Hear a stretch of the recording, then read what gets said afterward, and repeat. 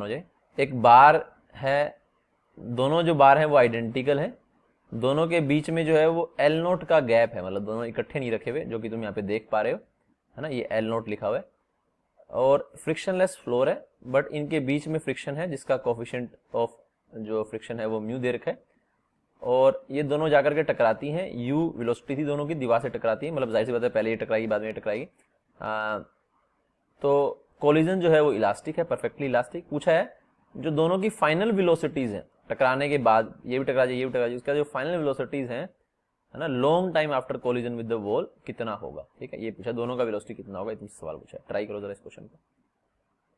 तो इस क्वेश्चन में, अब इस क्वेश्चन को करने के भी अलग अलग अप्रोच हो सकती है। पहले मैंने ऐसे ही किया था इसको, जब मैंने ट्राई किया था। किसी का शायद कोई जवाब आया तो चेक करें। सर पहाड़ किस कॉर्नर से तोड़े, अभी समझ नहीं आया। ठीक है, तो इस क्वेश्चन में जब मैंने ट्राई किया ना, मैंने ऐसे ही ट्राई किया था। मैं बोला चलो पहला कोलिजन यहाँ से होगा, ठीक है, तो मैं उस फॉर्मेट में गया कि जब पहला कोलिजन यहाँ से हो जाएगा तो इलास्टिक कोलिजन है, इनके बीच का फ्रिक्शन तो इंपल्सिव नहीं होगा ना, वो तो नॉन इंपल्सिव होगा, तो just before and after momentum conserve कर सकता हूँ मैं, और जितना जितना ये यू का वेलोसिटी लेके जा रहा है यू से ही वापस आ जाएगा। ठीक है, फिर इसका स्पीड यू इधर हो जाएगा और इसका इधर ही रहेगा थोड़ी देर के लिए, फिर इनमें आपस में रिलेटिव स्लाइड होगा, तो फिर वहां से हम कुछ काइनेमेटिक्स वाला लगा सकते हैं। लेकिन फिर मैंने रियलाइज किया कि उससे भी आंसर आ जाना चाहिए था, लेकिन मेरा मैच नहीं किया ना। फिर मैं थोड़ा दूसरा दिमाग लगा, थोड़ा सा ज्यादा कैलकुलेटिव हो रहा था उससे ना। तो फिर मैंने ये सोचा कि कोलिजन इलास्टिक है तो कोलिजन में तो एनर्जी लॉस होगी नहीं, तो जो भी इनका, अच्छा लास्ट में तो सारे जानते हैं कि अल्टीमेटली तो ये दोनों सेम वेलोसिटी से चलेंगे ना, क्योंकि जब तक ये सेम वेलोसिटी नहीं चलेंगे इनका बीच का फ्रिक्शन जो है वो दोनों को स्पीड अप या स्पीड डाउन करता रहेगा, डिपेंडिंग अपॉन कौन तेज दौड़ रहा है कौन धीरे दौड़ रहा है। और जब तक वो दोनों का स्पीड सेम नहीं होता, फ्रिक्शन जो है वो सांस नहीं लेगा। ठीक है, तो अल्टीमेटली ग्राउंड में तो फ्रिक्शन है नहीं यहाँ पे, है ना, इन दोनों के बीच में ही है, तो दोनों का स्पीड अल्टीमेटली सेम बनेगा।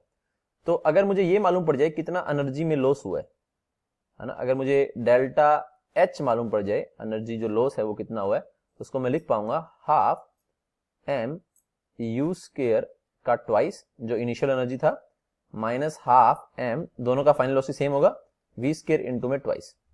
तो अगर मुझे हीट लॉस मालूम पड़ जाए, यू तो हमें गिवन ही है ना, तो हम यहाँ पर ये वी का वैल्यू निकाल सकते हैं।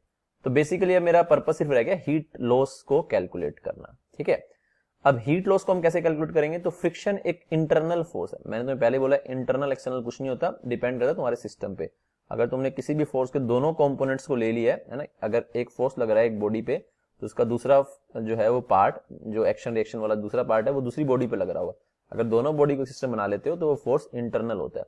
और इंटरनल फोर्स का वर्क डन मैंने तुम्हें बताया हुआ है, ये तो मैंने बड़ा ही इंपॉर्टेंट स्टेटमेंट बताया हुआ है तुम्हें इसमें, वर्क पर एनर्जी में जो होता है work done by internal, sorry force internal नहीं, वर्क डन बाय इंटरनल होता है जो फोर्स इंटरनल हो और इनटू में रिलेटिव डिस्प्लेसमेंट। ठीक है, अगर तुम चाहो तो इंटीग्रल की फॉर्म में लिख दूं, चाहो तो डायरेक्ट फॉर्म में लेता हूं। ठीक है, चलो इंटीग्रल फॉर्म में लिखूं मैं यहाँ पे, चलो इंटीग्रल की फॉर्म में नहीं लिखता, डायरेक्ट लिख देता हूं।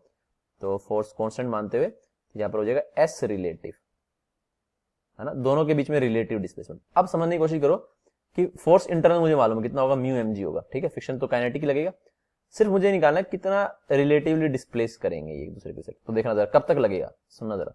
ये दीवार है तुम्हारी, ठीक है, कलर दूसरा ले लूं ताकि थोड़ा अच्छा दिखे। हाँ, ये तुम्हारी दीवार है, ऐसे। कब फ्रिक्शन लगना शुरू होगा, जब ये वाला हिस्सा टकरा जाएगा, है ना, तो जब ऊपर वाला हिस्सा टकरा जाएगा ऐसे, तब तुम्हारा फ्रिक्शन लगना शुरू हो जाएगा। ठीक है, और तब ये पीछे वाला हिस्सा कहाँ होगा, ये पीछे वाला हिस्सा होगा यहाँ पर। अभी इसको एल नोट तय करना बाकी होगा। ठीक है, अब क्या होगा, ये इधर आ रहा है, ठीक है, ये इधर जा रहा है, थोड़ी देर बाद ऐसे भी होगा। कई लोगों को लगता है कि जब दोनों मिलकर के एल नोट चल जाएंगे ना, जब ये और ये, अच्छा अब इसका क्या हो, टकराने के बाद इसका तो यू इधर की तरफ हो गया क्योंकि इलास्टिक कोलिजन है, और इसका यू इधर की तरफ ही रहा। तो कईयों को लगता है सर जब दोनों बराबर हो जाएंगे ना ये, तब लगना बंद हो जाएगा। ऐसा नहीं है ना, दोनों बराबर होंगे तब लगना क्यों बंद हो जाएगा ना। तो यहाँ पर हम क्या कहेंगे कि ये थोड़ा इधर की तरफ जाएगा तुम्हारा, और ये तुम्हारा इधर की तरफ जाएगा ना, तो थोड़े थोड़े टाइम बाद कुछ ऐसा भी होगा। अगर ये एल नोट है, थोड़े टाइम बाद क्या होगा, ये कुछ ऐसा भी हो जाएगा,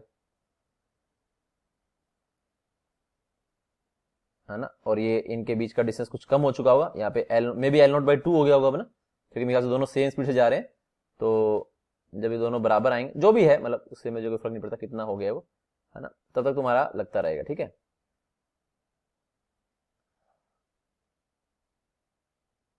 answer you square minus 2gl है क्या, चेक करेंगे कितना है। ठीक है, तो ये हो गया हमारा यहाँ पे ना। ठीक है, अब एक सिनेरियो इसमें ये बन सकता है, एक सिनेरियो इसमें ये बन सकता है कि भाई इनका u का वैल्यू इतना कम हो। मैं तो ये मान के चल रहा हूँ u का वैल्यू इतना कम नहीं है। अगर u का वैल्यू इतना कम हो कि इसी के अंदर जो है वो एनर्जी लॉस हो जाए तो वो रुक भी सकते हैं। ठीक है, तो मैं ये नहीं माना कि u का वैल्यू कम है, तो मैं u का वैल्यू ज्यादा मान के चल रहा हूँ कि वो रुकेंगे नहीं अल्टीमेटली। ठीक है, तो आंसर मेरे ख्याल से दोनों दे रखे थे, तो बट वो तो आंसर को ज्यादा सेंस नहीं बनता, क्योंकि वो तो अगर पूछ रहा है कि बाद में, चलो सेंस तो बनता है टेक्निकली, सारे केसेस लेने चाहिए अपने को।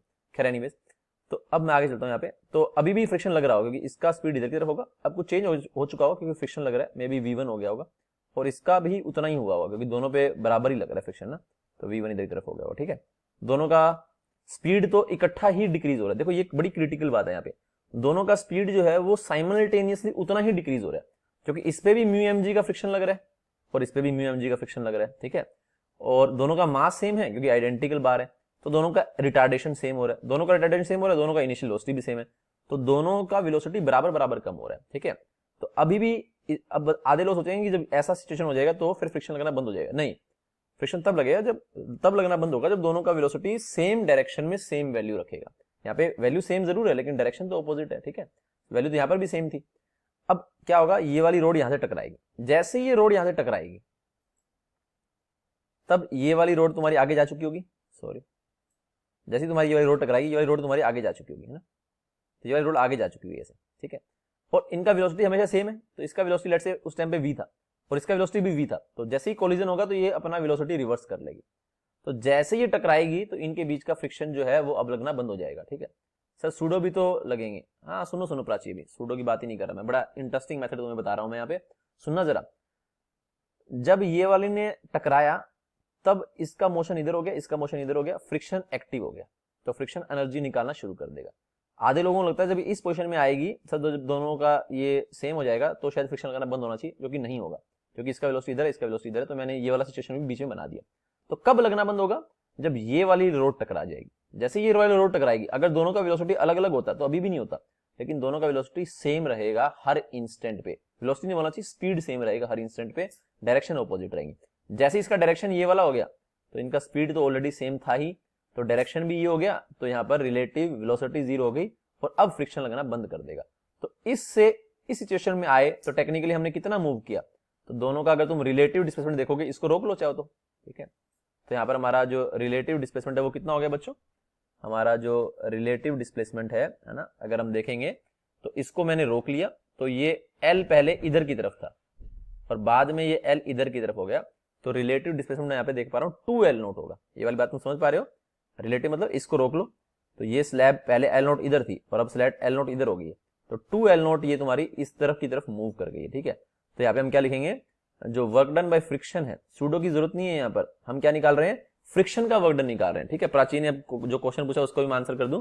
प्राची ने बोला सर आप work done by all forces निकाल रहे हो, मेरे ख्याल से नहीं, मैं work done by all forces नहीं निकाल रहा, मैं यहाँ पर क्या निकाल रहा हूँ, क्योंकि अगर मैं इस सिस्टम को देखूं ग्राउंड फ्रेम से, ठीक है, तो मैं क्या कहूंगा, यहाँ पर एनर्जी निकालने वाला सिर्फ कौन सा फोर्स है, सूडो तुम्हारा इमेजिनरी फोर्स होता है, ठीक है, तो यहाँ पर एनर्जी निकालने वाला सिर्फ कौन सा फोर्स है, फ्रिक्शन फोर्स है जो एनर्जी निकालेगा, तो मैं फ्रिक्शन का वर्क डन निकालने की कोशिश कर रहा हूँ। फ्रिक्शन का वर्क डन निकालने के लिए मैं ऐसे रिलेटिव निकाल रहा हूँ कि कितना उन्होंने आपस में रिलेटिव डिस्प्लेसमेंट हुआ, ना कि मैं कोई इसके फ्रेम में इसके ऊपर काम कर रहा हूँ जो मुझे सूडो फोर्स कंसीडर करना पड़े।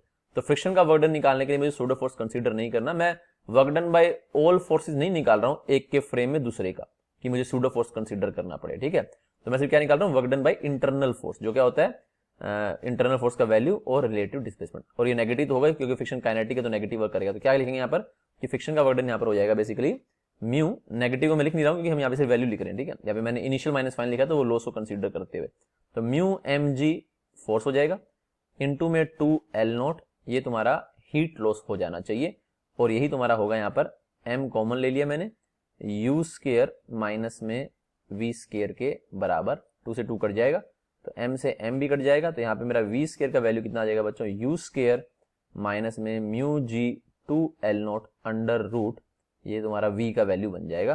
तो मैं एक बार आंसर कंफर्म कर लेता हूँ, एक सेकंड जरा मुझे दो, ये आंसर बिल्कुल ठीक है। ठीक है, और जाहिर सी बात है इसमें यू स्क्वायर जो है वो U G two L naught से बड़ा होना चाहिए, नहीं तो वो रुक जाएंगे। अगर उससे पहले ही एनर्जी खत्म हो गई तो वो रुक जाएंगे, ठीक है।